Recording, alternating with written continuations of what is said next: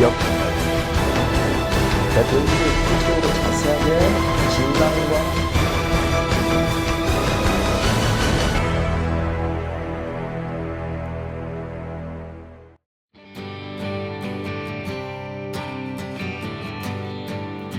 유대식 성경 읽기라고 하는 이름이 이렇게 붙어 있는 것은 오늘날에도 전 세계 유대인들, 이스라엘 안에서뿐만 아니라 전 세계에 있는 유대인들이 구약 성경을 회당에서 읽어가는데 구약 성경을 읽어가는 그 유대인들의 정한 방법이에요.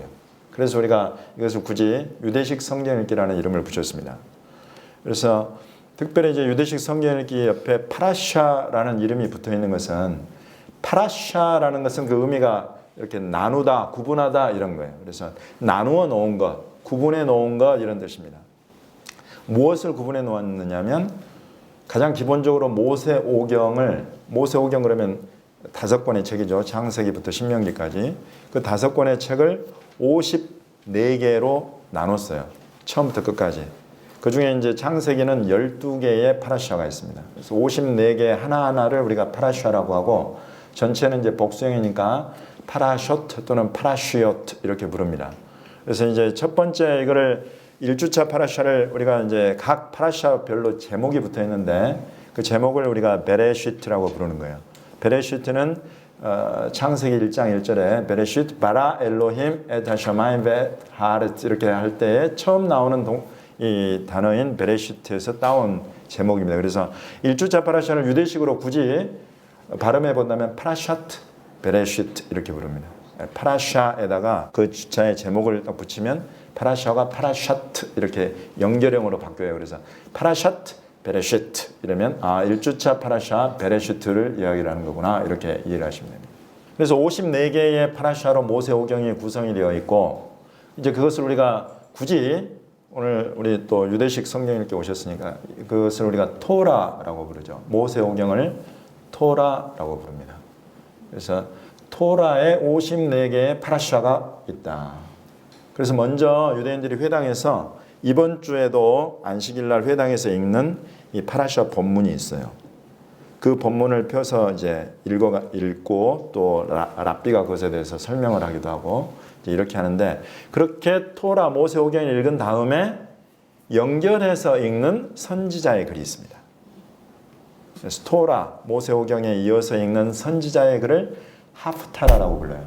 하프타라. 역시나 뜻은 나누어진 것 또는 다른 뜻도 있는데 뭐냐면 결론적인 말. 그래서 어떻게 보면 토라를 읽고 하프타라를 같이 읽으면서 어떤 결론적인 말로 나아간다 이런 생각도 해볼 수 있어요. 그렇지만 여튼 하프타라는 어떤 역시나 또 이렇게 구분해서 떨어뜨려 놓은 어떤 것 이걸 말하는 것이다.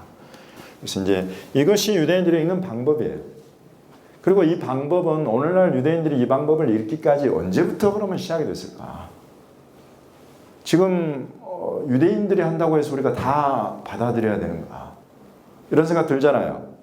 그러면 이 방법, 유대식 성경 읽기 파라샤라는 이 방법이 언제부터 되었는가 하는 것들을 우리가 좀 살펴볼 필요가 있는데 실은 예수님 시대, 사도 바울의 때 이런 때에도 이런 형태의 성경 읽기가 계속되고 있었더라 하고 보니까 이 파라샤라고 구분해 놓은 이것을 이 흔적이 언제부터 나오냐면은 지금 여러분 우리에게 발견된 성경 중에 성서 사본 중에 가장 오래된 성서 사본 사해사본 성경의 사해사본 안에도 역시나 이 파라샤의 구분이 있더라는 거예요. 그래서 이런 형태의 이렇게 성경을 나누어서 모세글과 선지자글을 함께 읽어가는 이것은 지금 2000년이 넘은 그런 굉장히 역사적인 성경 읽기입니다. 그것이 대한민국에 들어온 것이 이 시대인 것이 신기할 정도예요. 놀라울 정도예요. 왜냐하면 그동안 우리가 이스라엘 유대적인 것 이런 부분들에 관심이 없었기 때문인데 만약에 그렇게 사해사본 곧 예수님 때 사도 바울의 때부터 이런 성경 읽기가 시작이 됐다면 성경에 반드시 그것에 대한 힌트가 나와야 됩니다. 그래서 이렇게 보시면 제가 알려드릴게요. 먼저 예수님의 말씀 속에 보시면 누가복음 24장 44절에 보시면 예수님이 하시는 말씀입니다. 또 이르시되 내가 너희와 함께 있을 때에 너희에게 말한 바 곧 모세의 율법과 선지자의 글과 시편에 나를 가리켜 기록된 모든 것이 이루어져야 하리라 한 말이 이것이라 하시고, 예수님이 모세의 율법 곧 지금 이 토라 그리고 선지자의 글 이 하프타라 요렇게 구분한 것을 예수님이 말씀하고 계시는 거예요. 예수님이 그렇게 말씀하셨으면 사도들 중에도 당연히 그것을 이야기를 해야 됩니다. 그래서 여기 예수님의 말씀 그리고 사도들의 글로 이렇게 연결이 되어 있어요. 그럼 사도들 중에서 보면은 사도 바울이 특별히 사도행전 28장 23절 기록해 놓으시고 다음에 찾아보시면 되겠습니다. 사도행전 28장 23절을 보시면 이제 그들이 날짜를 정하고 그가 유숙하는 집에 많이 오니 바울이 아침부터 저녁까지 강론하여 하나님의 나라를 증언하고, 곧 이제 로마에 가 있는 바울한테 사람들이 다 집에 찾아왔는데 아침부터 저녁까지 강론하면서 하나님의 나라를 증언하는데 뭘로 하냐면 모세의 율법과 선지자의 말을 가지고 예수에 대하여 권하더라. 이 당시의 성경을 표현하는 방법이 지금 딱 이렇게 되어 있네요. 모세의 율법과 선지자의 글, 이 둘을 가지고 예수에 대해서 풀어서 설명하고 증언했다. 그리고 그걸 통해서 하나님의 나라를 강론했다는 거예요. 지금 2000년이 넘는 역사. 또 사도행전 13장 14, 15절에 보시면 사도행전 13장 14, 15절에 보시면 그들은 보가에서 더 나아가 비시디아 안디옥에 이르러 안식일에 회당에 들어가 앉으니라. 율법과 선지자의 글을 읽은 후에 회당장들이 사람을 보내어 물어 이르되 형제들아 만일 백성을 권할 말이 있거든 말하라 하니, 이렇게 지금 나오는 거예요. 사도 바울이 이제 복음을 전하러 돌아다니다가 비시디아 안디옥에 이르러서 안식일에 회당에 들어갔다. 안식일에 회당에 들어갔다는 표현은 굉장히 유대적이죠. 그때 당시 안식일 되면 유대인들은 이 회당에 모여가지고 성경을 읽는 거예요. 어떻게 읽느냐? 율법과 선지자의 글을 읽은 후에, 역시 토라, 율법, 모세의 글과 하프타라, 선지자의 글을 읽은 후에 회당에서 읽고는 사람을 보내어 회당장님들이 물어서 형제들아 만일 백성을 권할 말이 있거든 말하라. 이 성경이 증언하는 이 유대식 성경 이렇게 우리 파라샤에 이런 굉장히 오래된 이 역사를 우리에게 알려주는 것입니다. 사회사본에서부터 나왔다고 하는 그런 파라샤, 그런 그 나누어 놓은 어디서부터 어디까지를 읽고 쉬었다가 또 어디서부터 어디까지를 읽고 하는 이 방법이 쭉 기록이 되어요. 이때 당시는 지금처럼 여러분이 우리 인쇄대본처럼 성경이 많지 않은 시대, 두루마리에다 이렇게 적어가지고 안식일날 겨우 회당에 가서나 펴서 읽고 그럴 수 있는 그런 시대였기 때문에 아주 굉장히 귀하죠, 성경. 그래서 이때 이렇게 정해가지고 이번 주에는 여기서부터 여기까지를 쭉 읽고 그리고 그것과 연관된 선지자의 글을 읽고 이런 방법이 되는 거예요.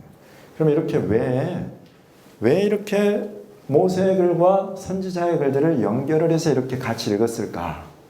이것을 우리가 생각을 해야 되는 거죠.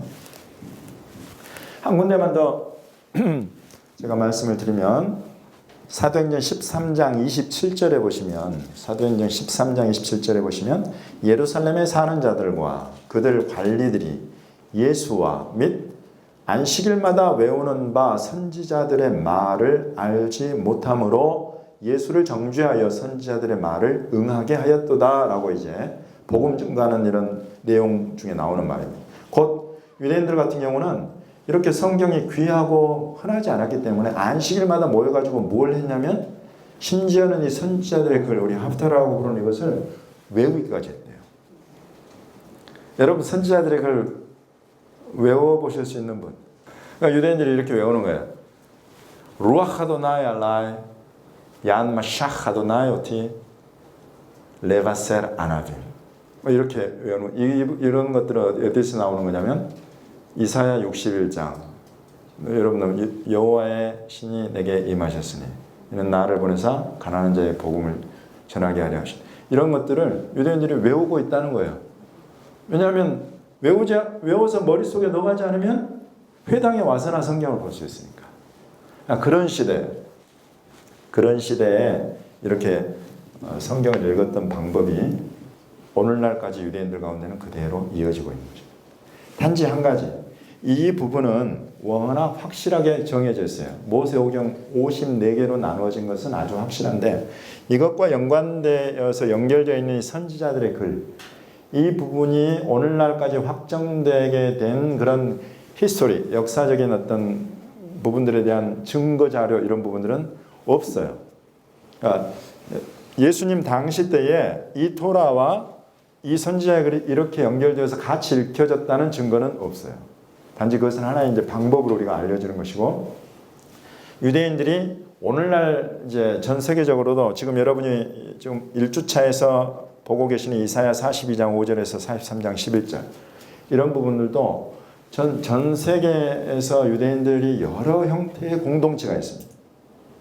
아슈케나지가 있고 세파르디가 있고 미즈라히가 있고 또 뭐 북아프리카 계열 굉장히 공동체들 많아요, 유대인들이. 그럼 그 사람들 가운데에 이것들이 아주 대동, 크게는 같아요.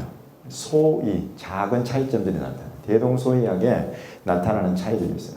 그래서 이제 우리가 이 하프타라는 볼 때 전 세계 다양한 유대인들이 대부분 공통적인 어떤 하프타를 다루고 있다 그러면 우리가 그것을 인정할 필요가 있죠. 근데 이제 어떤 데서는 이사야서를 읽는데 어떤 데서는 에스겔을 읽고 어떤 데서는 예레미야를 읽는다. 그럴 때는 이제 전체적으로 우리가 살펴볼 필요가 있어요. 왜냐하면 제가 이 54주 지난 재작년부터 해가지고 작년까지 해서 54주 전체를 모세의 글과 선지자의 글 전체를 쭉 점검을 하면서 54주 모임을 가졌어요. 하면서 보니까 특징이 하나 있어요. 이제 여러분들도 앞으로 할 때 이걸 기억해 놓으시라고 제가 말씀을 드립니다. 이 안에 유대인들이 고의적으로 빠뜨리거나 피해 나가는 본문이 좀 있어요. 어떨 때 그럴까요, 여러분? 굉장하신데? 예수님에 대한 직접적인 예언이 나올 때에 그 본문을 피해 가려는 그런 경향이 있어요. 왜 그럴까요? 예수를 메시아로 인정하고 싶지가 않으니까. 그래서 이제 우리 눈에는 그런 것들이 보여. 왜냐하면 가령 지금 여기서도 보시면 42장 5절부터 시작이 되죠. 1절부터 뭐가 나올 거예요? 42장 혹시 아는 분?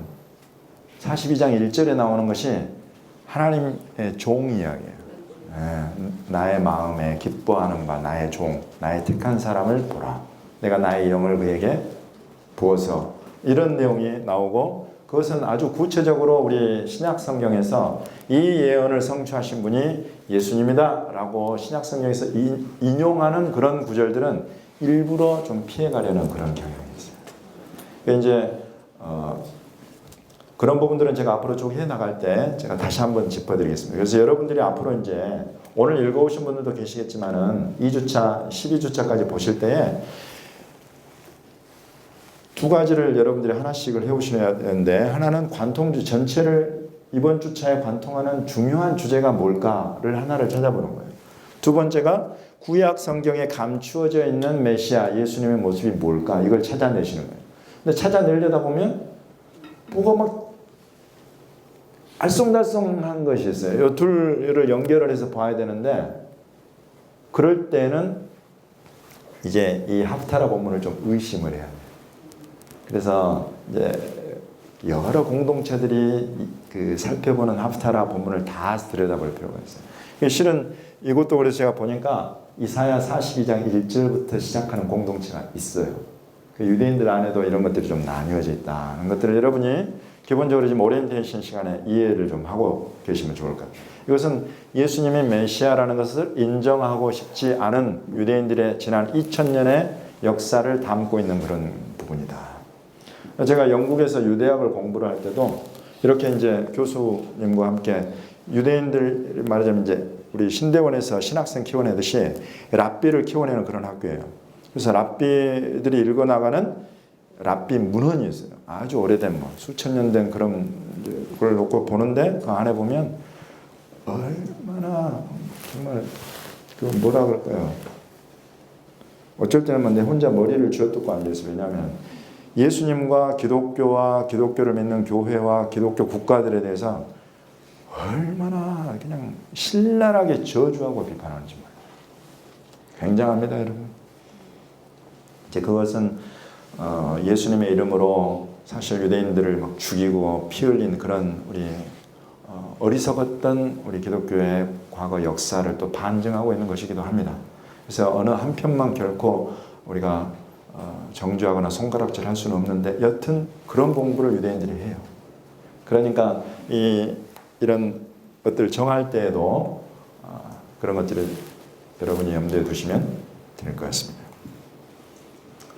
예, 그래서 이제 뭐 오리엔테이션은 이 정도로만 해도 앞으로 여러분과 함께 이제 12번의 만남을 통해서 궁금하신 것이 있으면 수시로 유대식 성경 읽기의 특징 중에 특징이 뭐냐면 유대식 그러면 유대인들이 읽는 성경 방법이라는 것도 있지만 이 공부를 하는 방법 또한 유대식을 제가 적용을 할 겁니다. 뭘까요? 유대식 공부할 때 질문하고 답하는 거예요. 그래서 여러분 이걸 쭉 하시다가 순간 머리에 딱 치고 들어오는 어떤 질문이 딱 있어요. 이것과 연관되어서 전혀 이것과 동떨어진 어떤 거 막 상상의 나라를 펴고 있다가 그걸 딱 질문하시면 우리 모두에게 방해가 되겠죠. 그렇지만 이걸 쭉 듣고 계시다가 이 내용을 듣다가 이렇게 머릿속에서 뭔가 질문이 툭 올라와. 그러면 손을 딱 들고 질문을 하시는 겁니다. 그러면 우리를 더 깊은 데로 이끌어가는 아주 중요한 단초를 여러분이 주실 수가 있어요. 그렇게 이렇게 주고받는 형태, 이것이 유대식 성경 공부예요. 그래서 질문이 우리나라 사람들이 가장 취약한 거, 완성된 것이 만들어지기 전까지는 입 밖에 내지 않는다. 그래서 영어나 외국어를 배우기가 어려운 거예요. 문장도 내 안에서 막 완성이 돼야 돼. 내가 집에 간다, 아이고까지 하면 안 돼. 아이고, 홈, 막 여기 다 돼야 이게 딱 나오는 거예요. 그러지 마십시오. 머릿속에 뭐 질문이 나오면 일단 손을 딱 드세요. 그리고 그때부터 무슨 질문을 할지를 생각하세요. 이게 유대인들이에요. 그래야 여러분 놓치지 않아요. 순간 어떤 확 지나가는 것이 있는 거예요. 그것들이 여러분 우리를 사실 더 이 성경을 더 재밌고 더 쉽게 이해하는 데 굉장히 도움이 돼요. 그래서 그렇게 해갈 거라는 거 여러분 기억하시기 바랍니다. 그래서 여러분들이 그런 정도로 이 공부에 함께 이렇게 깊이 몰입하시려면 이 본문을 사전에 읽어보셔야 돼요. 본문을 사전에 좀 읽어보고 내가 이 관통 주제 뭔가 하나를 찾아내 봐야 되겠다. 전체적으로 지금 성경 전체가 이야기하는 중요한 주제가 이거 같다. 내가 보기에는. 그걸 하나씩 찾아보시는 거예요. 그리고 내가 이번 주에 읽은 본문 안에는 메시아가 이런 단어 또는 이런 모양, 이런 구절 속에 있구나. 예수님이. 이런 부분을 하나씩 찾아보시면 훨씬 더 이 공부에 깊이 여러분이 들어오실 수가 있을 거예요. 여기까지 질문 있습니까? 질문 하나 있습니다. 예. 관통 주제를 어떻게 매번자고 관통 주제를 어떻게 찾을 것인가에 대한 메소드, 방법론 있으면 설명해 주시죠. 아유, 그걸 1주차부터 벌써 물어보시네. 좋습니다. 예, 여러분이 이걸 사실은 아셔야 돼요. 그래서 제가 이제 우리 목사님 같은 경우는 54주 전체를 해봤기 때문에 제가 어느 정도 하다가 제 미천을 드러내는데 오늘 이제 여러분은 일단은 12번의 만남이 창세기 12번의 만남으로 일단은 일단락되기 때문에 처음부터 이걸 알고 준비하시면 도움이 될 것 같아요. 먼저는 왜 이것은 이제 정해져 있는 거예요. 그래서 이 유대력으로 신년이 되면 설날이 되면 그 설날 주간에 읽는 본문이에요. 창세기 1장 1절에서 6장 8절까지가. 이건 딱 정해져 있어요. 근데 이 본문에다가 유대인들이 왜 이 선지자의 글을 갖다 붙였을까? 왜 이 연결해서 이것을 같이 읽을까? 그러면 반드시 아무 이유 없이 갖다 붙인 것은 하나도 없다. 그 이유를 찾아내시는 거예요. 왜 붙였을까? 그것이 여러분 관통주제예요. 그것이 중심 주제가 되는 거예요. 그래서 지금 창세기 1장 1절, 창세기 이 부분에서 다루는 가장 중요한 내용이 뭡니까? 창조에 관한 내용이죠. 혹시 여기 이사야 42장 5절에서 43장 11절 사이에 창조에 관한 이야기가 나오나? 네 하신 분은 벌써 이 내용을 이 본문을 한번 보신 거예요. 창조에 관한 이야기가 나와요. 이런 것을 딱 그러면 이 창조라는 것 하나가 지금 유대인들이 생각하는 중요한 성경의 주제구나 하고 딱 나오는 거예요. 벌써 여러분 하나를 찾아내신 거예요. 그러면 이제 그 창조에 대해서 여기에서는 뭐라고 이야기를 하고 여기에서는 뭐라고 이야기를 하나? 같은 창조를 이야기를 하나? 아니면 다른 창조를 이야기를 하나? 그렇게 이제 살펴봐 들어가는 거예요. 그러면 유대인들이 성경에서 보기에 중요한 주제라고 이것을 잡았다. 창조를. 그러면 그 창조에 대해서 예수님이 뭐라고 말씀하시는 게 있나? 하고 보는 거죠. 있을까요? 없을까요? 당연히 있죠. 왜냐하면 예수님은 이 구약이 예언하고 있는 중요한 것을 다 성취하러 오신 분이기 때문에 예수님의 입의 말씀 속에 정말 중요한 것들은 다 한 번씩 나오게 되어 있어요. 그러면 여기에서 이 창조에 관한 것이 뭐라고 예수님 말씀하시나? 예수님과 연관되어서 창조가 어떻게 나오나? 여기에서 말하는 창조는 또 여기에서 창조, 여기에서 창조 같은가? 다른가? 이걸 보는 거죠. 그럼 예수님이 이 창조에 대해서 어떻게 연관이 돼서 나왔다 그러면 이 사도들의 그런 당연히 나오겠죠. 왜냐하면 이 사도들이란 것은 사도들은 누구냐면 예수님을 그대로 보고 듣고 받아서 다음 세대에 증언하는 사람들이니까 예수님이 가르치신 중요한 것은 반드시 사도들의 글에 다시 재확인되어서 나옵니다. 그럼 이곳에 창조에 대한 얘기가 나오나? 나오죠. 그럼 이곳에서 말하는 창조는 또 여기의 창조, 여기의 창조, 여기의 창조와 뭐가 같은가? 혹은 뭐가 다른가? 이러면 이제 여러분은 창세기에서부터 사도들의 글까지 전체를 관통하는 창조에 관한 하나님의 계시를 보게 되는 거예요. 마지막 팁. 그러면 여기까지 우리 한국 사람들 이제 창의력이 조금 막 새로운 틀을 파괴하고 이런 부분에 약해요. 우리 제가 보면 안정적이고 보수적이고 굉장히 좋죠. 견고하고 든든하게 갈 수 있습니다. 근데 여기까지가 이제 이 계시를 여러분이 들여다보았다면 그 계시는 우리에게 뭘 주냐면 지혜를 줘요. 하나님의 계시를 들여다보고 있으면 우리가 여러분 계시를 막 만들어내거나 내가 너에게 계시를 알려주마 이럴 수 있는 존재들이 아니에요. 말씀을 통해서 우리가 하나님이 열어주시는 것을 보는 것 그것이 이제 계시가 우리에게 주어지는 그 계시를 이해하게 되면 우리에게 지혜가 생겨요. 그러면 하나님의 창조가 여기에서 끝인가? 이제 이런 생각들이 지금 4개의 구역을 만들어놨는데 여기까지가 끝인가? 이후에 있을 뭔가 창조와 연관된 새로운 것은 없는가? 이런 부분들을 생각해보고 찾아가는 것은 이제 우리의 지혜가 되는 거예요. 아시겠죠?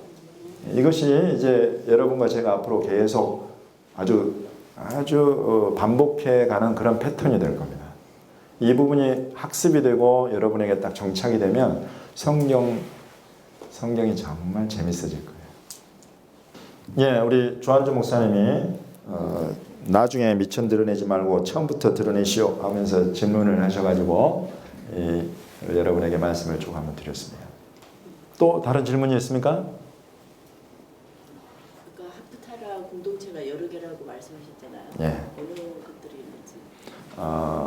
아슈케나지, 세파르디 여러분 다 이해하실까는 모르겠는데 일단은 말씀드립니다. 미즈라히, 예메나이트, 로마, 또 북부 아프리카 이런 뭐 지금까지 말씀드린 거 한 2배 정도 더 있어요. 그럼 그런 곳에서 각기 자기들만의 독특한 어떤 하프타라를 만들어서 갖고 있는 데들도 있고 대동소이하게 이것을 공유하고 있는 데들도 있어요. 절만 조금씩 달라지고. 그래서 이제 그런 부분들을 좀 이제 관심을 가지시게 되면 더 구체적인 부분은 이제 혹시 영어가 가능하시면 구글에다가 하프타라라는 것을 영어로 쳐보시면 하프타라에 대한 설명이 쭉 나와요.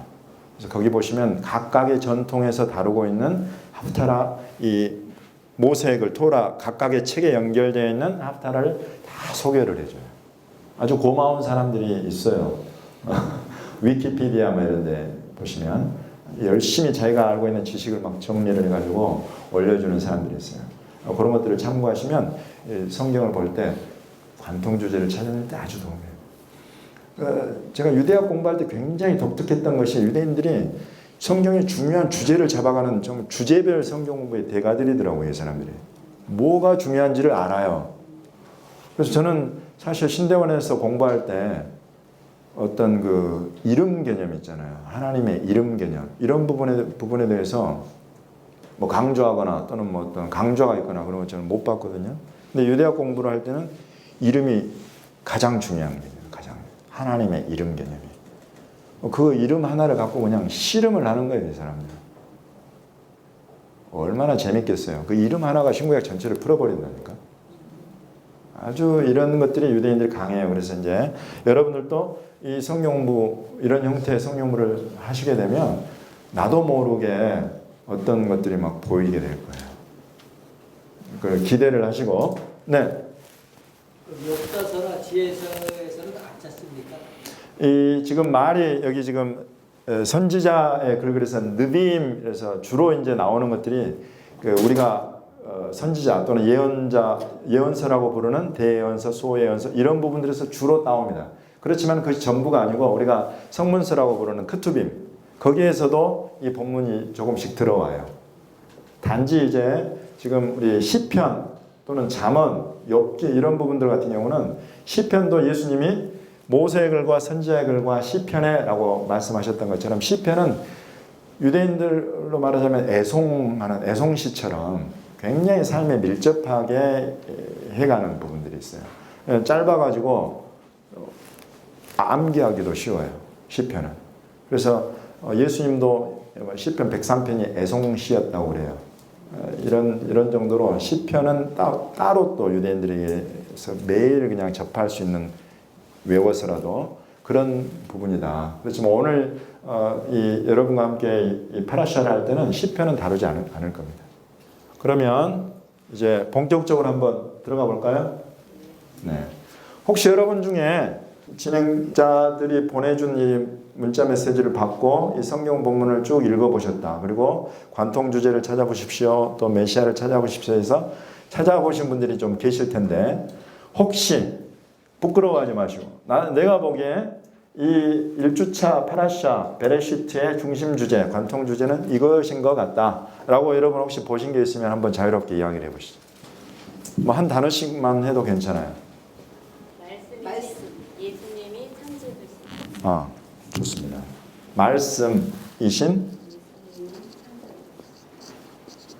말씀이신 예수님이 창조주이시다.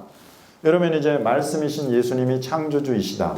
그래서 이 설명이 이제 반드시 들어가야 되는 거죠. 관통 주제를 주로 일반적으로는 딱 한 단어씩을 찾아보시면 아주 좋습니다. 만약에 여기 말씀이신 예수님이 창조주이시다 해서 한 가지만 딱 고르라고 하면 뭘 고르시겠어요?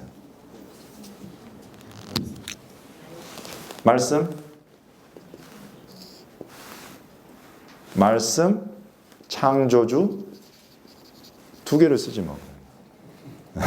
말씀 하나, 창조주 하나. 좋습니다. 또 혹시 관통 주제 뭐가 나오나요? 네? 구원. 네, 좋습니다. 구원. 좋아요. 잘 보시고 지금 잘 말씀들을 하고 계십니다. 또 뭐가 있을까요? 시작.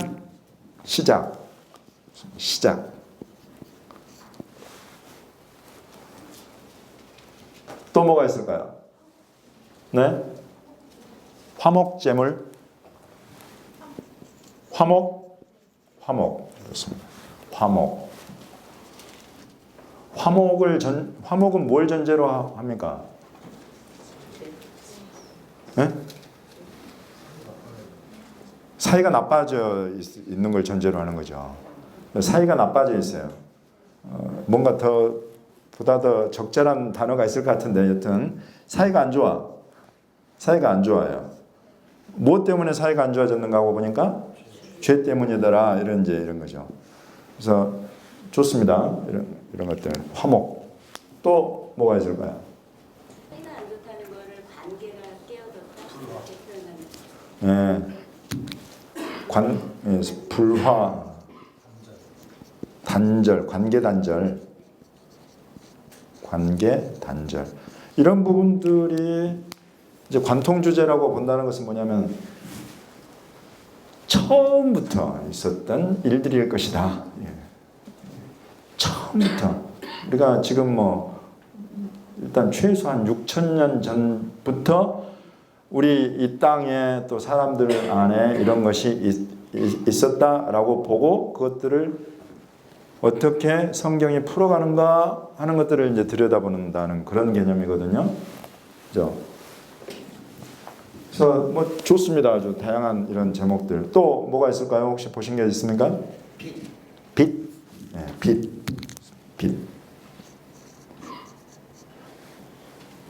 빛과 반대되는 것은 어둠. 네, 이런 부분들 좋습니다. 네, 이런 것들이 여러분들 우리가 이제 관심을 갖고 들여다볼 수 있는 1주차 파라샤의 아주 재밌는 주제들이에요.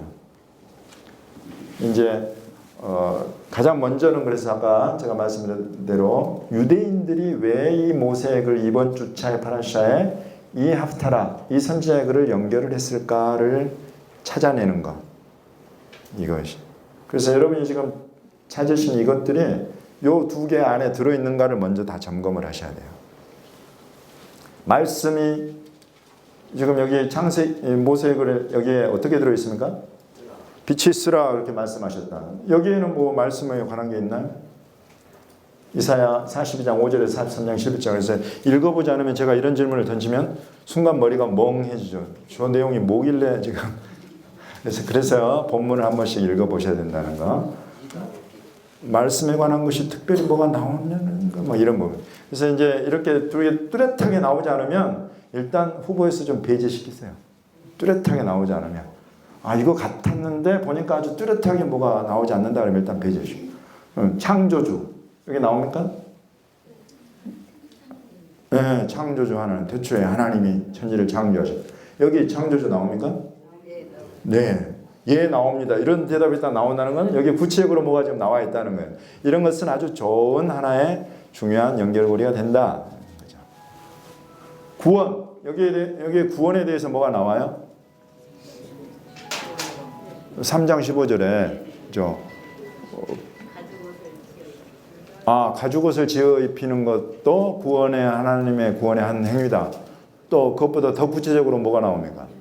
여자의 후손이 나가지고 뭘 어떻게 하겠다? 뱀의 아주 고급 언어를 구사하시는군요. 뱀 대가리를 그냥 쳐 부숴버릴 것이다. 그러면 그런 내용이 여기 나오나요? 실은 여기 보면 대적을 치신다는 말이 여기 나와요. 또 용사와 전사와 같이 대적을 치시는 하나님 이런 부분이 나와요. 그렇구나. 뭔가 하나님의 이런 하나님의 대적자, 하나님의 원수가 처음부터 있고 그 처음부터 하나님은 그 대적을 칠 국리를 하고 계시는구나. 이런 부분들이 지금 성경을 통해서 나오는 거죠. 좋습니다. 시작. 창세기의 시작에 대한 게 나오죠. 당연히 태초에 베레시트. 여기 베레시트인데 이 단어의 가장 중심되는 히브리어는 늘 그래요. 두 글자나 특별히 세 글자가 그 단어 어떤 단어가 있으면 핵심이에요. 여기에서는 로쉬라는 머리라는 이 단어가 핵심이에요. 그래서 머리 베레시트 그래서 머리에서부터 늘 시작은 머리에서부터 발끝까지. 머리는 시작과 연결되어 있어요. 그래서 태초에라는 단어가 됐는데 시작이 나오는데 여기 선지자의 글에 시작과 연관된 게 뭐가 나오나요? 네, 그건 창조에 관한 거지. 시작에 관한 것은 특별히 눈에 탁 두드러지진 않아. 이제 해석이 좀 더 필요해. 그렇지만은 중요한 주제긴 해요. 이럴 때는 일단 후보군에서 한 번 더 제외. 화목. 여기에 뭐 화목에 관한 게 뭐가 나와요? 가죽옷을 지어 입혔다. 좋습니다. 가죽옷을 지어 입혔다. 여기에서는 화목에 관한 게 뭐가 나옵니까? 네. 네? 먼저들의 눈을 밝히시고. 예. 뭐 약간의 해석이 필요하죠. 정작 화목을 이야기하시는 분은 저기 조용히 앉아 계시네. 속량이 나온다. 그러면 차라리 화목보다는 속량이 어떨까요? 속량.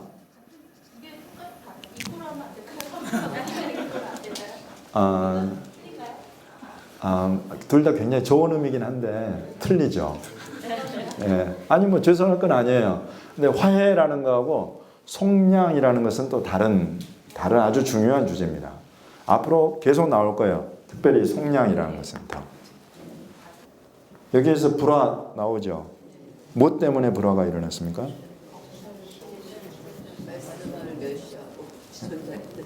그렇죠. 하나님의 말씀을 거스린 거죠. 거스리면은 일단 불화가 일어나죠. 그건 이제 하나님과 사람 사이를 말하는 거고 또 불화가 또 있죠. 가인과 아벨, 사람과 사람 사이에. 그건 뭐 워낙 여러분들이 많이 설교도 하셨고 또 설교도 들어보셨고 하는 그런 주제예요. 여튼 불화는 하나님과 사람 사이에 또 사람과 사람 사이에 계속 나타나고 있다. 여기 선지자에 그래도 나옵니까? 그런 불화가? 뭐? 그렇죠. 그래서 여기 우상을 숭배하는 이스라엘 백성의 모습이 또 나와요. 하나님의 말씀을 정면으로 거스르고 대적하는 거죠. 그런 어떤 하나님과 불화하고 있는 그런 이스라엘의 모습이 나오고 뭐 그런 불화 좋습니다. 대표적으로 죄와 연관되어 가지고 그런 불화가 계속 일어나고 있다. 기왕 김에 메시아까지 한번 들여다볼게요. 여러분 지금 여기 구약에 어떤 메시아가 어떻게 보이나요? 창세기 3장 15절 대표적으로 여인의 후손, 여자가 낳을 자다. 하나님이라는 거예요? 사람이라는 거예요? 사람이라는 거죠. 그래서 메시아는 곧 사람이다.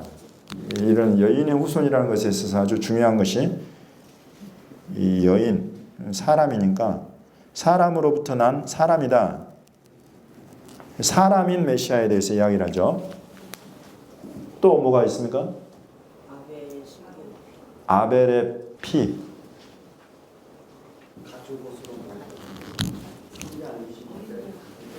여기 피, 아벨의 피가 나온다. 아벨의 피. 이것은 사실 직접적으로 메시아를 담아내고 있습니까? 아벨의 피보다 아벨이 드린 피의 제사라고 부르는 것입니다. 아벨의 피보다 더 낫게 말하는 뿌린 피다 하면서 예수님의 보혈을 증언하는 히브리서에는 나오죠. 이제 그런 정도. 오케이. 좋습니다. 가죽옷을 지어 입혔다. 라는 부분도 조금 더 생각해 볼 수 있는 그런 부분이죠. 가죽옷을 지어 입히는 것과 예수님의 모습과. 또 여러분 뭐가 더 있을까요? 지금 구약이라고 하면 여기와 여기를 같이 이야기를 합니다. 구약에 감춘 메시아. 첫사람 아담, 두 번째 아담으로 오시는 거죠. 네. 여기에서는 아담인데 첫사람 아담을 이야기를 하고 이제 나중에 예수님은 둘째 아담으로 오신다. 네. 그래서 여기 창세기 1장 본문에 있는 아담 이야기를 찾아내셨다는 건 아주 훌륭합니다. 예, 이 정도까지만 하죠. 더 여러분의 뇌를 자극하지 않겠습니다. 이 정도까지만 하고 좋습니다. 어차피 이따가 다 살펴볼 내용입니다. 저는 이제 여러분과 함께 하나의 관통 주제를 나눠보려고 해요. 그럼 이제 찾아낸 관통 주제를 가지고 어떻게 이제 말씀 속에서 구체적으로 들어가서 전체를 관통하는 것으로 보게 될 것인가 하는 것들을 이제 여러분과 함께 살펴보려고 하는 거죠. 제가 여러분과 함께 볼 주제는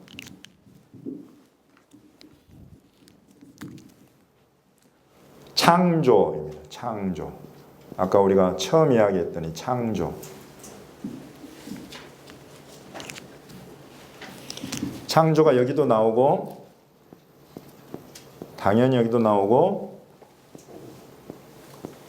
신약의 예수님의 말씀 이어받은 사도들의 글에도 창조가 나온다. 자, 그러면 이제 모세글에서 토라라고 부르니 모세글에서 다루는 창조는 무엇을 창조하라고 했습니까? 무엇을 그 대상으로 하고 있습니까? 제가 여러분에게 뭘 질문을 하면 여러분이 늘 생각하셔야 될 거는 성경 속에 기록된 것을 최대한 답으로 찾는다. 이걸 염두에 두시죠. 워낙 우리가 지금 성경을 읽지 않는 그런 시대에 들어서 있어요. 그래서 모든 질문과 답도 실은 성경을 통해서 찾아내는 그것이 가장 중요하고 정확합니다. 그래서 여기에서 창조를 다루고 있는 것은 창세기 1장에 나오는 2장 혹시 1절 한번 보세요. 2장 1절에 뭐라고 되어 있어요? 천지와 만물 이렇게 되어 있죠. 그래서 천지와 만물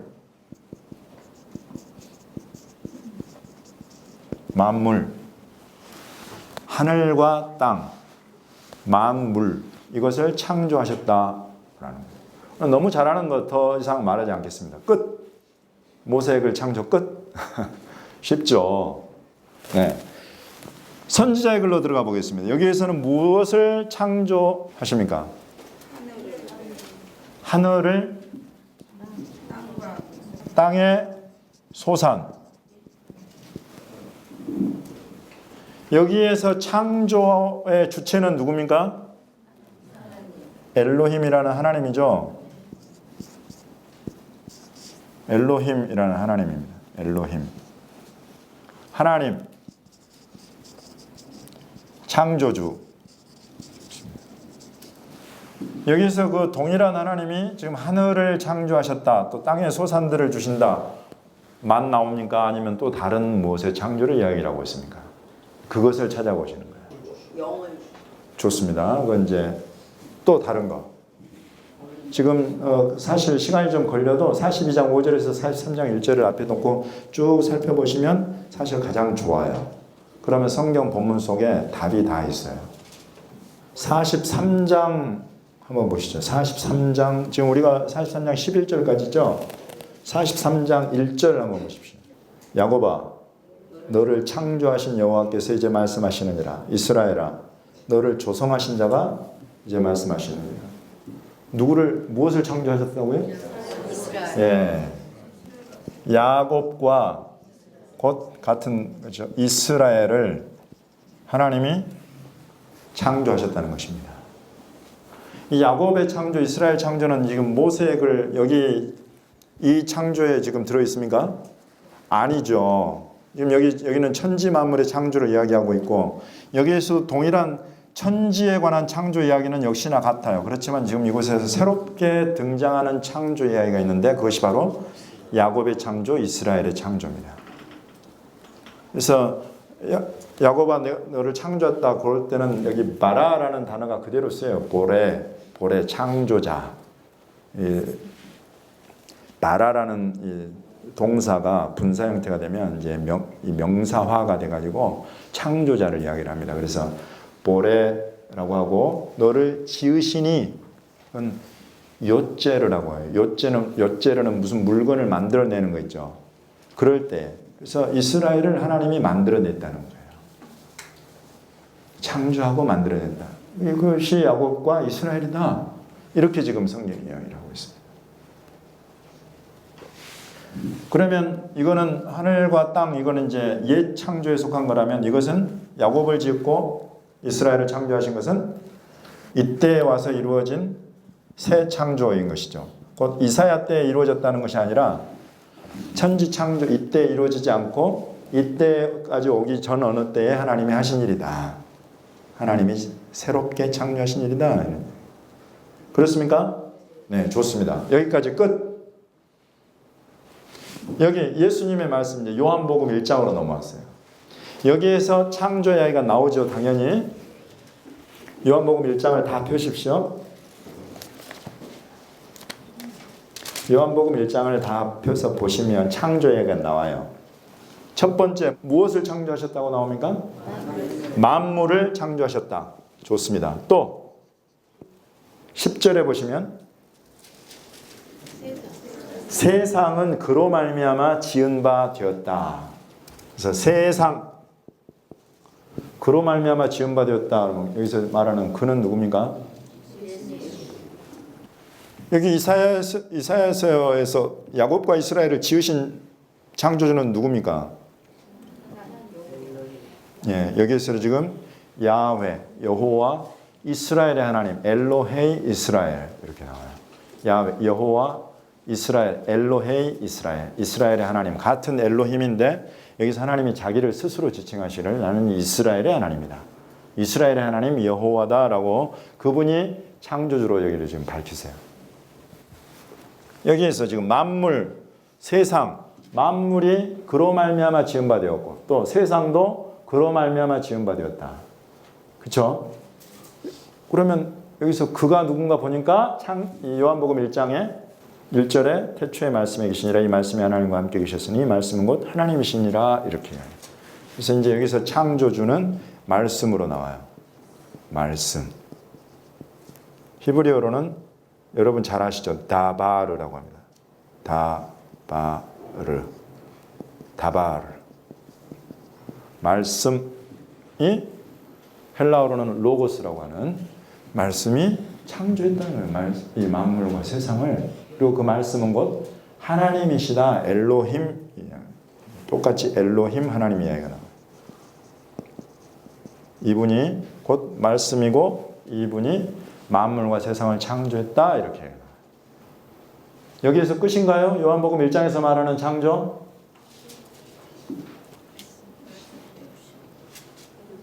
말씀이 육신이 되어. 좋습니다. 이거 아주 중요한 걸 찾아내셨어요. 말씀이 육신이 되어. 요거는 나중에 이야기하기로 하고 그거 말고 또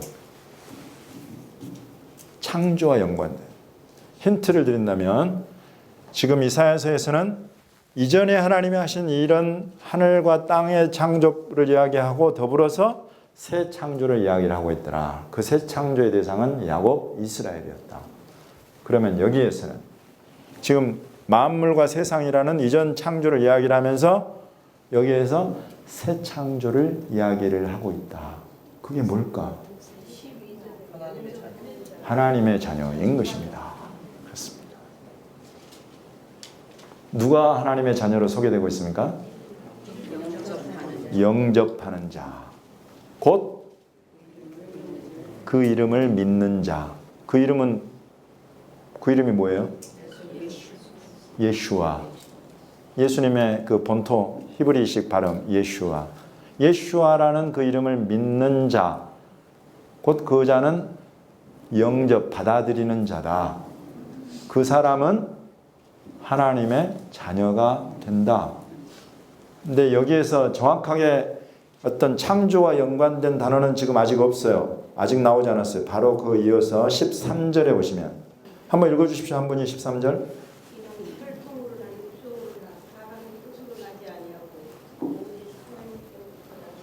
예, 하나님께로부터 난 자들, 곧 하나님이 낳아주신 자들이다 이거죠.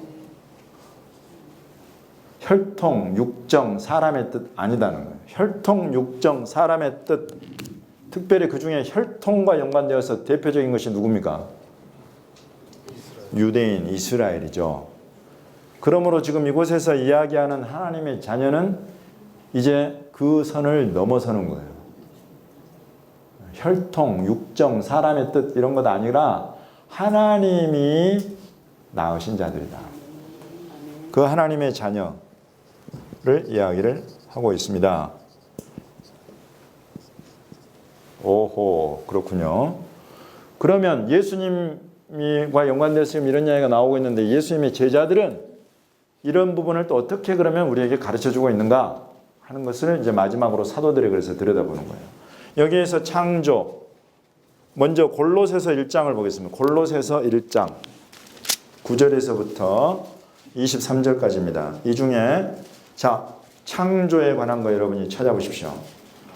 만물 16절 만물이 그에게 창조되다 해서 먼저 같은 만물 이야기가 나옵니다. 만물이 그에게서 창조되었다. 그리고 또 무엇에 관한 창조 이야기가 나옵니까? 예, 지금 이곳에서는 이제 보이지 않는 것들을 창조하신 분 이야기가 나와요. 보이지 않는 것들. 이게 여러분 모세액을 오늘 창세기 1장 1, 2절에 1장과 2장에 나오는 창조에 관한 것 중에 여기 보이지 않는 것들에 대한 창조가 지금 여기 나와요? 안 나오죠. 지금 이곳에서는 보이지 않는 것들 그러면서 대표적으로 예로 드는 것이 뭐냐면 보좌들, 주관들, 정사들, 권세들 이런 부분들을 이야기를 하고 있죠. 더군다나 또 이런 것들도 그 한 종류일 뿐이지 보이지 않는 것들은 더 광범위해요. 여러분 우리는 눈으로 볼 수 없는 건 뭐가 있습니까? 또 공기, 또 눈으로 볼 수 없는 거 있기는 있는데 눈으로 볼 수 없는 거 중력 좋습니다. 그럼 과학의 이런 영역들까지 다 좀 창조하신 분이다. 이런 부분들은 이제 이런 계시가 열리면 지혜로 얻어지는 답변들이에요. 중력, 이런 것도 하나님 정말 창조하셨구나. 공기, 눈에 보이지 않는 대표적으로 영적인 존재들. 귀신이 안 보이잖아요. 귀신 없나요? 있단 말이죠. 영적인 존재들. 이런 영적인 존재, spiritual being 이런 것들도 보이지 않는 것들도 전부 다 그가 창조하셨다는 거예요.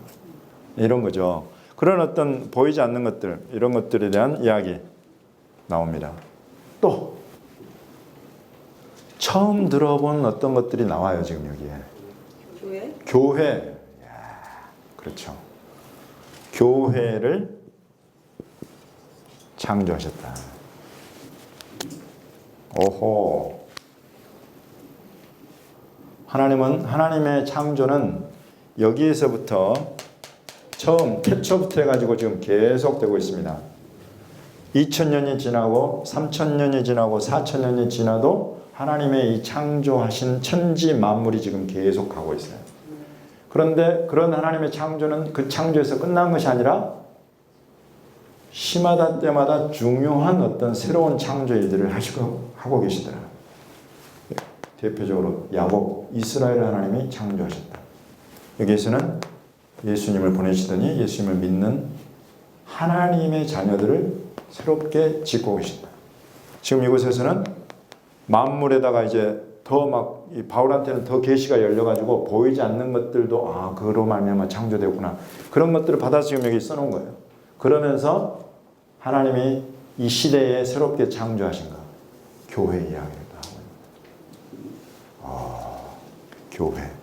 이 교회가 뭔가를 조금 더 자세하게 풀어주는 것이 고린도후서 5장. 고린도후서 5장으로 한번 넘어가 보겠습니다. 일단 골로새서 1장에서 교회는 뭐라고 단적으로 표현합니까? 몸이다. 몸. 그럼 몸이 있을 때는 뭐가 있다? 머리가 있다. 이런 부분을 일단 하시고 고린도후서 5장으로 넘어가시면 이제 여기에 아주 구체적인 그런 단어의 표현이 있어요. 고린도후서 5장. 뭘 보셨습니까? 새로운 피조물이다. 할렐루야. 새로운 피조물. 그러면서 또 이걸 받아서 뭐라 그래요? 새 것이 되었다. 그래서 새 것이 있으려면 뭐가 먼저 있어야 한다? 이전 것이 있는데 이전 것이 아니라 이제 새 것이 되었다는 거예요. 이렇게 어떻게 해서 이렇게 됐다고 고린도후서에서 이야기를 합니까? 그리스도 안에서. 그리스도 안에서. 와, 여기까지 온 거예요, 여러분. 하나님이 지난 수천 년 동안 한 번 딱 천지 만물 지어놓고 가만히 계시는 그런 하나님이 아니더라는 거죠.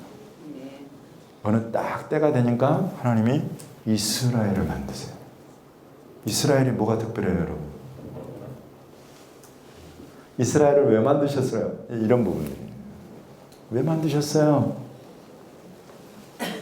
성경이 답을 이야기를 합니다. 내 이름으로 불려지고 내 영광을 위하여 지음받았다.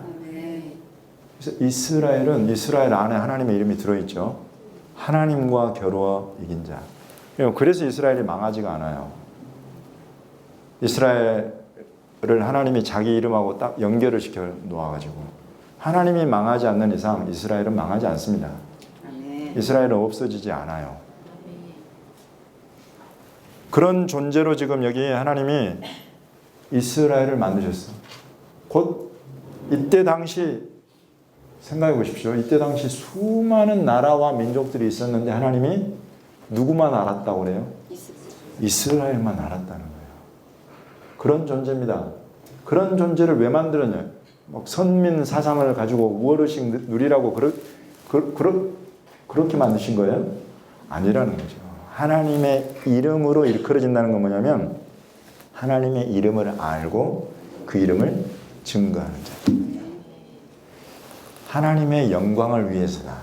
이건 뭐 이스라엘의 영광을 위해서 막 이런 것이 아니라 하나님이 자기 영광을 이스라엘에게 주어서 누리게 하고 그 영광을 증거하게 하는 이런 통로로 지금 삼으셨다는 거예요. 그런 통로가 하나님께는 필요한 겁니다. 누구를 선택하시느냐 이것은 정말 하나님의 주권이죠. 하나님의 은혜이죠. 그런 은혜와 긍휼을 입은 자들이 이스라엘. 그래서 이스라엘을 하나님이 만들어서 처음에 아브라함 하나에서 시작을 해가지고 쭉 가서 야곱 12아들이 되더니 12아들로 쭉 나오더니 나라가 됐어요. 그래서 이 이스라엘을 통해서 하나님의 이름이 계시가 되고 하나님의 영광이 나타나는데 율법을 통해서 나타나는 거예요. 하나님의 선한 말씀인 이 율법. 우리는 지금 그 율법을 어떻게 여기고 있습니까? 똥으로 여기고 있죠. 배설물로 여기고 있습니다. 그런데 당시에 율법이라는 것은 하나님이 이스라엘에게만 주셔서 온 주변 모든 나라 민족들에게 하나님을 증거하는 통로로 주신 선한 말씀. 여러분이 하나님이 하시는 그 시대의 역사를 보시라는 거예요. 이때 하나님이 그런 뜻을 가지고 이스라엘을 창조하셨다. 지으셨다. 새 창조를 이루신 하나님의 새 창조에는 뜻이 있다. 이 새 창조가 지금 어디로 흘러가냐면 이제 예수님이 오신 거예요. 예수님이 오셔가지고 그야말로 이제 하나님의 자녀들이 이 땅 위에 나타나게 되는 그런 때를 맞이하게 돼요. 그들은 여기 이스라엘의 영광도 넘어서는 영광이에요. 이거는 이때 당시 하나님이 이스라엘에게 주신 영광이 있어요. 근데 그 영광은 불완전해요. 왜냐하면 아직 누가 없어서? 예수가 없어서 불완전해요. 오직 아들인 예수님이 오셔서 그 예수님을 받아들이면 그때 하나님의 영광은 온전하게 나타납니다. 그것이 하나님의 자녀, 아들, 딸이 나타나게 되는 그 새 창조를 지금 이곳에서 하고 계시다. 새 창조. 아들을 보내셔서.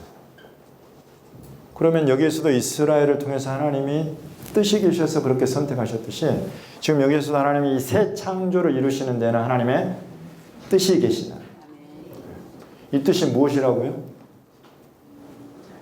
똑같습니다. 하나님의 이름으로 일컬어지고 하나님의 영광을 증거하는. 그것이 여러분 하나님의 자녀로서의 삶이에요. 목적이에요. 이렇게 되면 여기까지만 딱 와도 그럼 나는 뭐지? 나는 지금 어디에 와 있는 거지? 이런 부분들이 점검이 되는 것입니다. 나는 지금 처음 지은 이 첫 아담의 모습을 그것만 가지고 있는 사람인가? 아니면 지금 여기 율법을 받아서 가지고 있는 이스라엘의 모습을 나는 지금 가지고 있는가?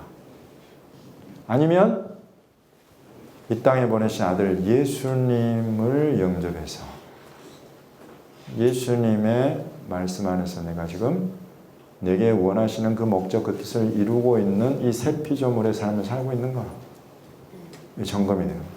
그걸 뚜렷하게 여기까지만 해도 잘 못 알아들으니까 제자 사도 바울을 통해서 하나님이 뚜렷하게 우리에게 가르쳐 주시는 거예요. 그리스도 안에 있는 사람은 새로운 피조물이다. 아멘. 새로운 피조물이다. 이전 것은 지나갔다 새 것이 되었다. 이전 것이 뭘까요? 여기 첫 아담 하나님의 말씀을 거스려서 선과 악을 알게 하는 나무를 먹고 영원한 생명이 이르는 나무에 갈 길은 막혀 있는 이 첫 아담.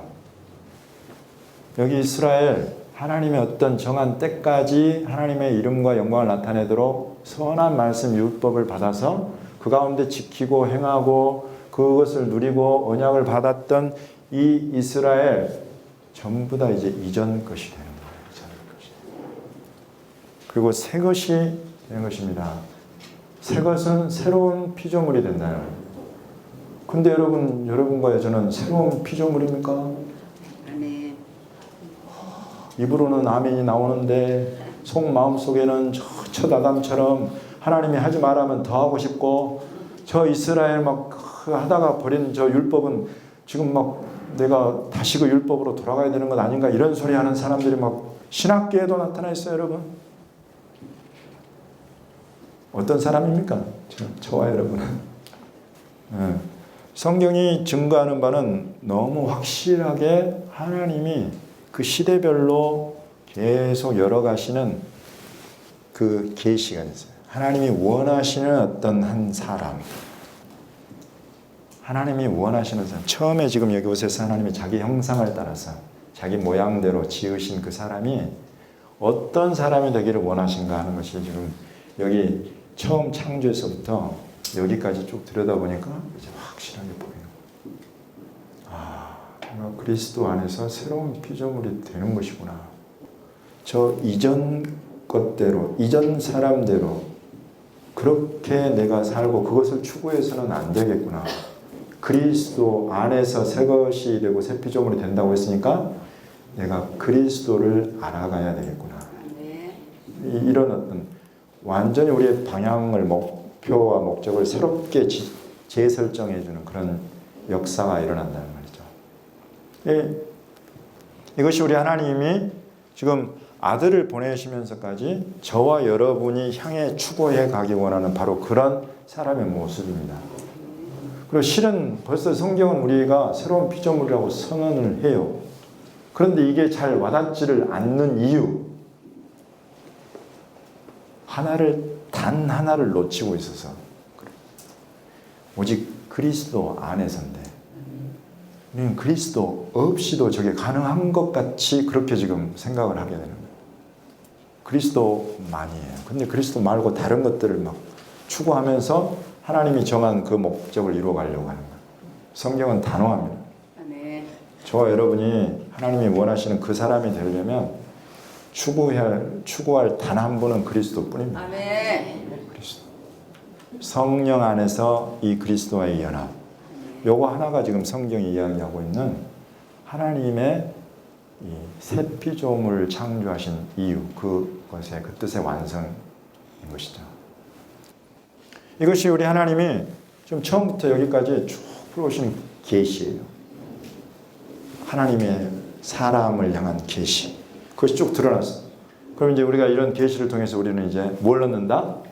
지혜를 얻는다. 그럼 하나님의 새 창조가 여기에서 끝인가? 어떻게 될까요, 여러분? 하나님의 새 창조는 앞으로도 이루어질까요? 네. 하나님은 조용히 창조하시고 가만히 계신 분이 아니라 오늘도 지면을 새롭게 하시고 오늘도 새로운 창조를 행하시고 그런데 늘 중요한 어떤 시대적으로 아주 중요한 그런 타이밍이 있더라. 그런 타이밍, 곧 하나님은 때와 기한에 미쳐 일하신 하나님이 정한 때에 따라서. 근데 여기까지가 끝이냐 말이죠. 저와 여러분이 완성이냐 말이죠. 아니죠.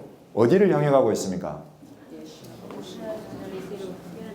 새 하늘과 새 땅을 향해 가고 있고 새 하늘과 새 땅에 들어가는 저와 여러분은 이 모양으로 들어갈 거예요?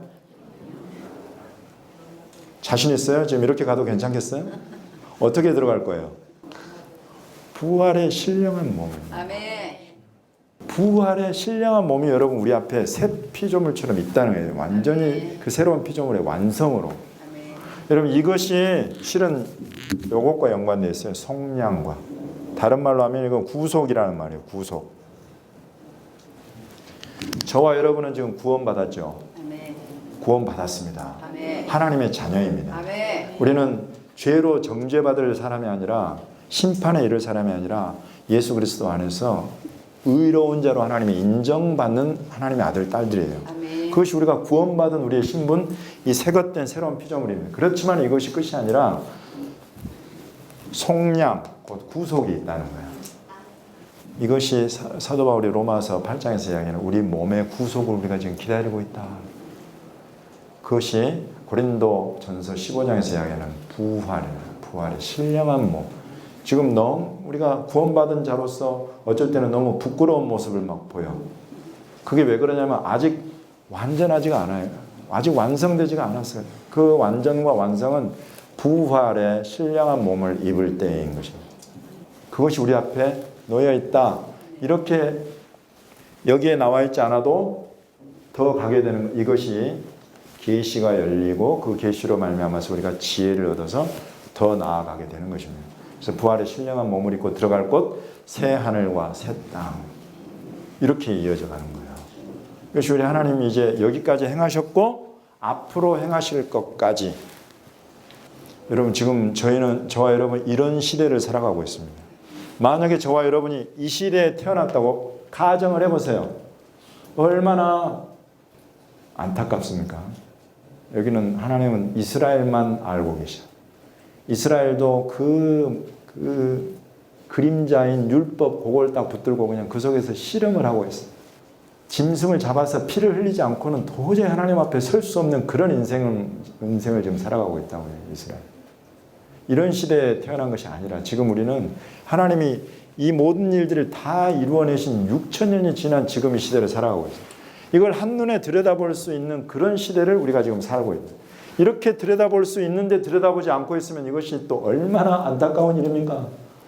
그런데 지금 저와 여러분은 이제 이런 파라샤 형태, 요 형태의 성경물을 통해서 전체를 쭉 살펴봐요. 하나님이 하신 일의 전체. 그러면서 이 열리는 계시 속에 지혜를 얻고 앞으로 하실 하나님의 일이 얼마나 확실한가.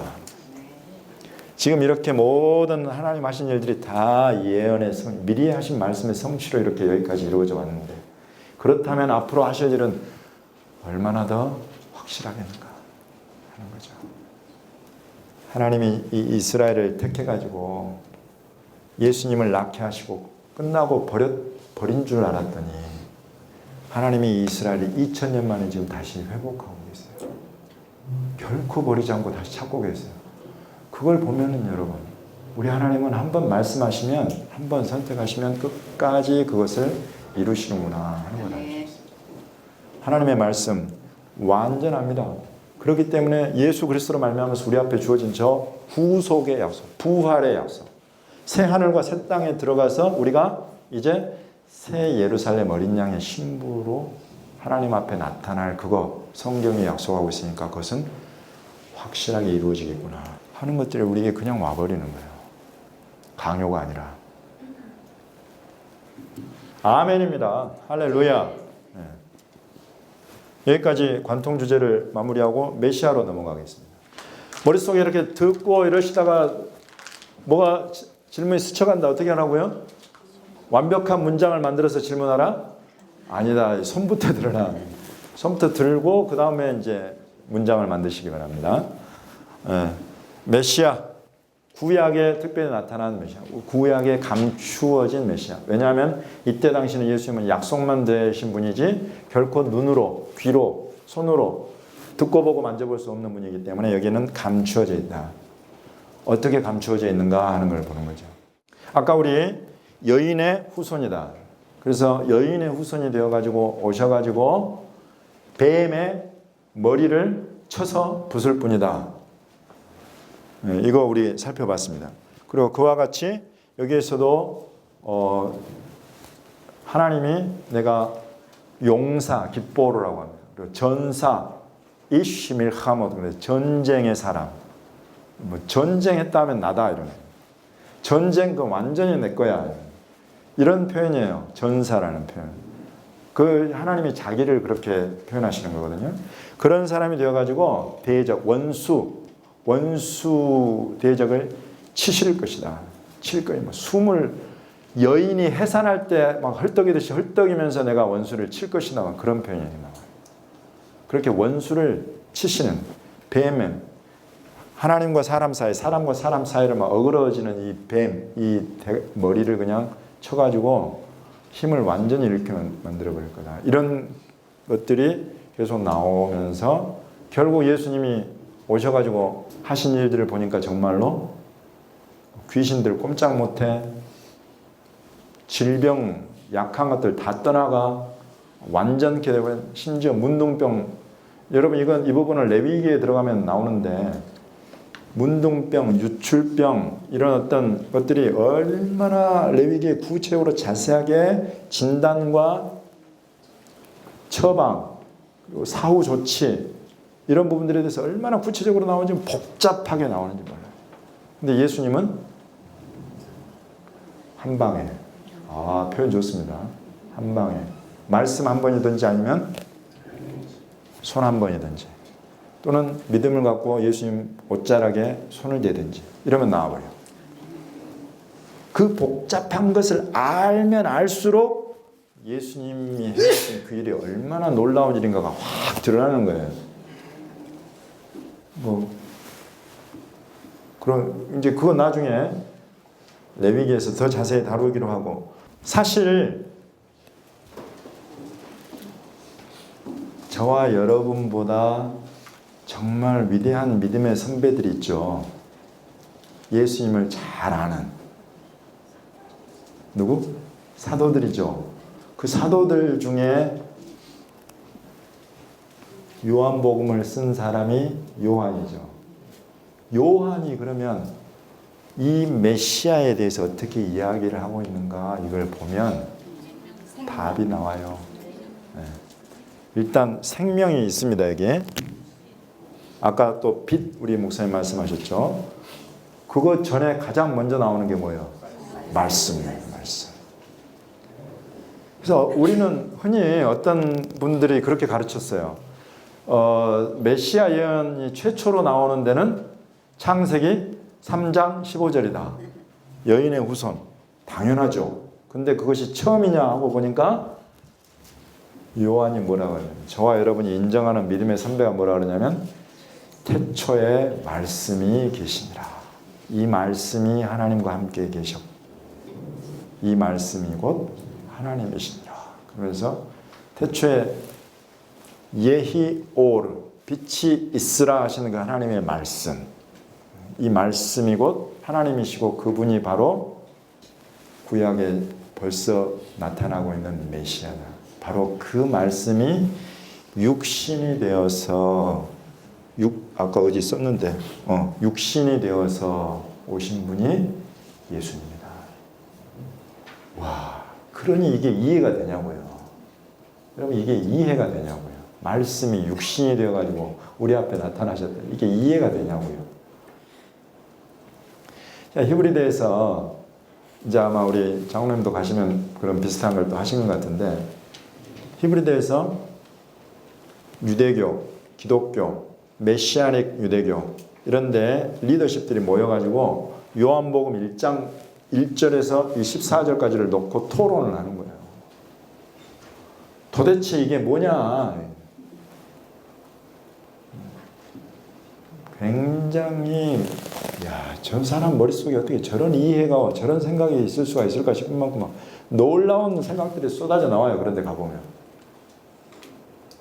그런데 그런 사람의 머리로 이해가 됐으면 당시 그 땅에 왔을 때 그 땅의 백성들이 이분을 모셔드리지 영접하지 않을 이유가 없죠. 이게 이해가 안 되니까 그 땅에 자기 땅에 왔으나, 여기 지금 요한복음 1장에 자기 땅에 왔으나 자기 백성들이 영접하지를 않았다. 그러나 영접하는 자 곧 그 이름을 믿는 자들에게는 이렇게 부릅니다. 그 이름 예슈아라는 그 이름. 그 예슈아라는 그 이름은, 예슈아는 히브리어로 하면 일반 명사로 그걸 바꾸면 그대로 구원이라는 단어예요. 구원. 그래서 예수와 이 사람이 하나님이 보내신 구원자구나 하는 것을 믿는 사람은 하나님의 자녀가 되어버린다. 지금 여기에서 나온 감추인 메시아가 실은 이것입니다. 여기에서 이사야 여기 보면 하나님이 자기 자신을 나타내시는 말 중에 아까 야훼 엘로헤 이스라엘, 크도시 이스라엘, 이스라엘의 하나님이요 이스라엘의 거룩한 자다 이러면서 이스라엘과 연관돼서 말씀하시면서 또 자기를 고엘 구속자요 모시아 구원자다라고 이야기해요.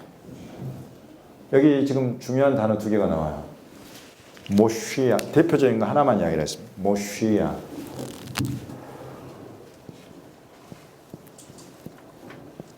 모시아라고 하는 거예요. 이 모시아가 우리 성경의 구원자로 번역이 되어 있는 단어예요.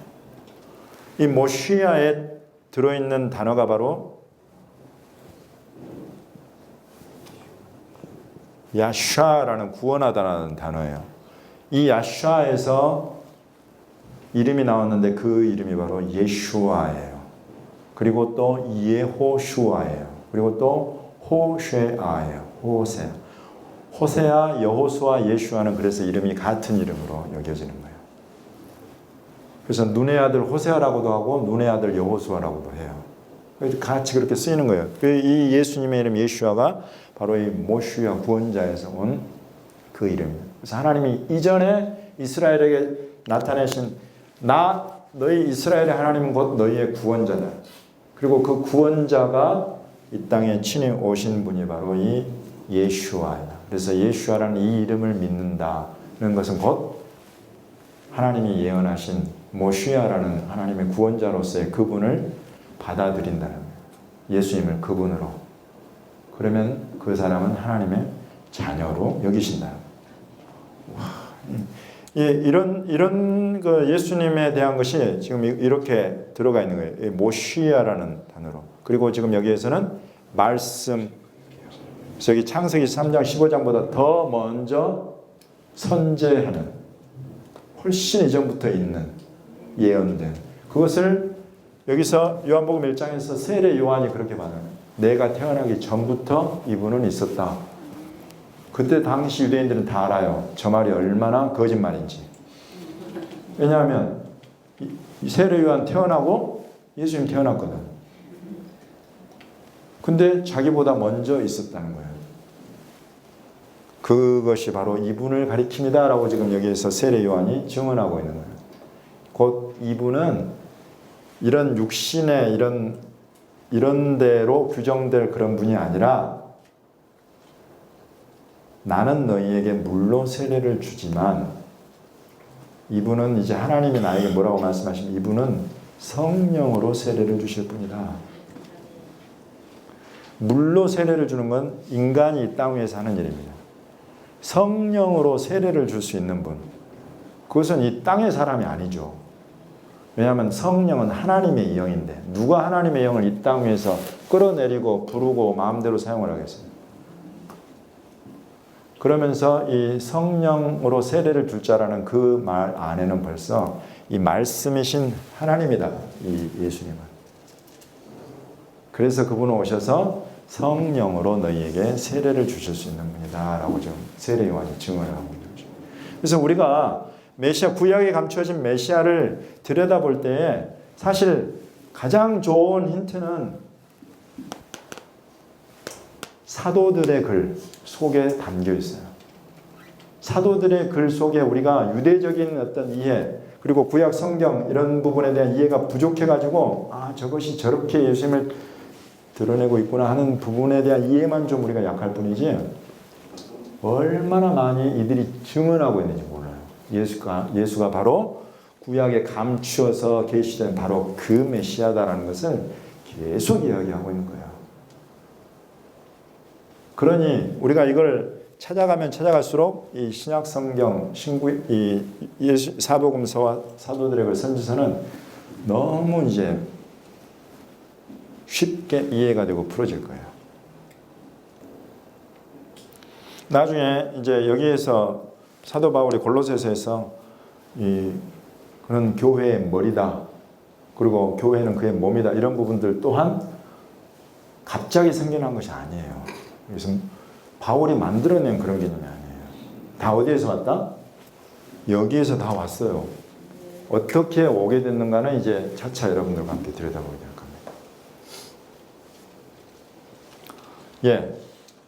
그래서 오늘 구약에 감춘 메시아는 이제 여인의 후손부터 해가지고 여기 말씀이신 하나님, 그리고 모시아 구원자이신 하나님. 예. 뭐 더 있습니다만은 오늘은 이 정도만 해도 여러분 머리가 충만해졌을 것 같아요. 예, 질문 있으면 질문 받겠습니다. 예, 다른 질문 없으시죠? 예, 그러면 기도로 마치겠습니다. 하나님 아버지, 하나님의 말씀은 참으로 계시의 영역인 것을 고백합니다. 오늘부터 앞으로 12번의 만남을 통해서 하나님, 우리에게 하나님의 말씀을 열어주시옵소서. 말씀이신 예수님을 열어주시옵소서. 말씀이 즐겁고 재밌고 힘이 되고 능력이 되는 은혜가 있게 하여 주시옵소서. 온전히 이곳에 모인 귀한 믿음의 동역자 한 분 한 분을 주님 손에 올려드립니다. 심령이 우리 주의 은혜와 성령의 감동함 안에 충만하여지게 도와주시고 모든 걸음이 평안함 중에 인도함 받게 하여 주옵소서. 예수 그리스도의 존귀하신 이름 받들어 감사하며 기도하옵나이다. 아멘. 할렐루야. 감사합니다. 네, 1주차 과정은 마쳤습니다. 평안에 돌아가시고